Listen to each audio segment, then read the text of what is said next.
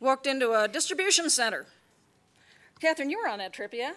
Catherine Greener from Greener Solutions works with us. 7 million square foot warehouse, floor to ceiling boxes, because that's what a DC is. 500-watt light bulb shining down on the tops of boxes. The guys down below had task lighting so they could see where they were going. We said, y'all have a switch? $650,000. So it should not surprise us that American businesses use twice as much energy to produce a unit of GNP as do our competitors around the world. Why? They have a cap and trade system. What we're trying to get with Waxman-Markey actually improves the efficiency of the businesses. One of the best places to start is buildings. Most of us spend most of our time inside of them. Here we all are. Buildings are responsible for a lot of energy use, electricity use, greenhouse gas emissions, and a lot of other waste, and we generally produce an indoor air quality that's worse than the outdoor air quality that we claim to regulate. We know how to take any existing building and make it 3- to 4-fold more efficient, new ones 10 times as efficient. When you do it, you work better. PG&E found if you put green features like daylighting in schools, you'll get higher test scores. Here's one of the reasons that Walmart's going green. They conducted an inadvertent controlled experiment. They said they were going to build a green building. They got halfway through, lost interest. They had a green half and a not so green half. Surprise, 40% higher retail sales on the green side, and all the associates wanted to work there. I think my friend Adam Wehrback, who's up next, will tell you a lot more about the amazing things that the evil empire is doing. I mean, this is the revolution when Walmart is driving the green revolution, and you better believe they are. And you better believe it's not out of the goodness of their heart. And you better believe that if you sell to Walmart and you are not going green, you will not be selling to Walmart in the very near future. If we simply did to buildings what saves us money, we would increase labor productivity 6 to 16% for a saving throughout the economy of over $200 billion per year. Eliminating sick building syndrome. If this movement is about health, it has to be about the buildings that we live in. What's in them? How do we clean them? How do we build them? $58 billion in sick time that can be avoided by building good buildings. And here's the return on investment. This is, after all, the business case for climate protection. The little black line down there is the dividend on common stocks, 1.5%, a money market account, 3.5%, 40% return on changing out those light bulbs. This is simply the best investment you can make. If you have money and you're not investing in the efficiency of your home, your office, the buildings in your community, you are simply throwing away your money. How many of you have money sitting in a bank account? Bad place. When we do this, we improve the overall well-being of our communities. Typical communities are bleeding to death trying to buy energy from outside, typically fossil energy. 20% of gross income goes to buy this imported energy. 80% of those dollars leave town immediately. This is reverse economic development. We're in the position of somebody who wants to take a bath. The water keeps running out, so people are trying to sell us bigger water heaters. We don't need a bigger water heater, whether it be a nuclear or a solar one. We need a plug.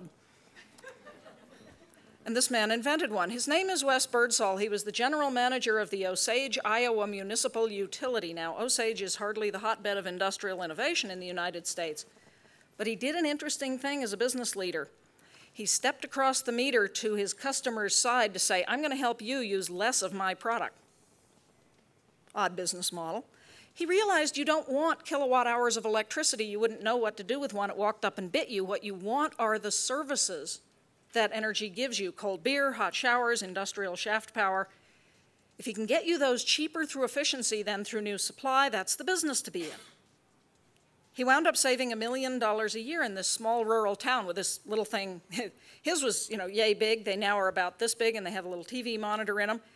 And if you use one in your house on a hot summer day with a little thing called a blower door that kind of sucks air out of the house, and you aim it at any of the joints, it'll look like your house is on fire. There is heat streaming into your house and money streaming out.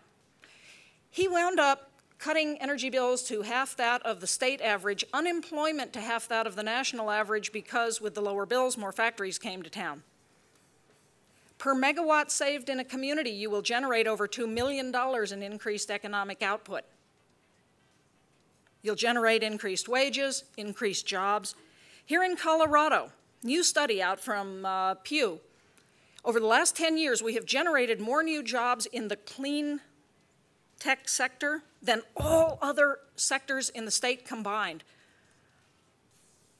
Vestas just opened a wind factory up north of here, 2,400 new jobs. Abound Solar, the stuff that Native Wind is doing. I mean, this is the future of the economy. If we want out of this recession, this is the way out. Little town called Braddock, Pennsylvania. They went from 20,000 people to 2,000. They're dying. Rust Belt town outside of Pittsburgh.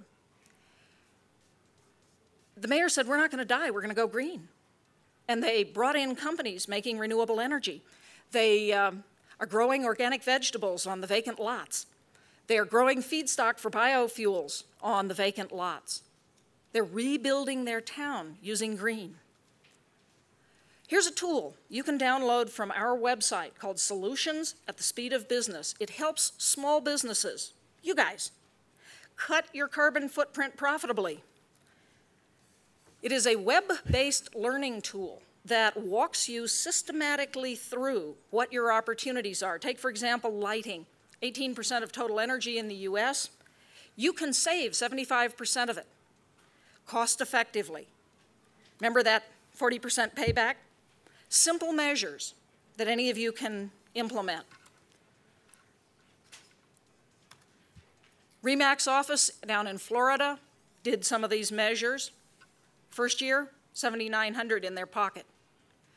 This is the opportunity that is in front of us. Boyd Cohen, Ron Williams at Third Whale have IT solutions. This tells you where to go in your community to get a green business. Or Greenpeace had them do an app for paper. You want to know what paper is truly green?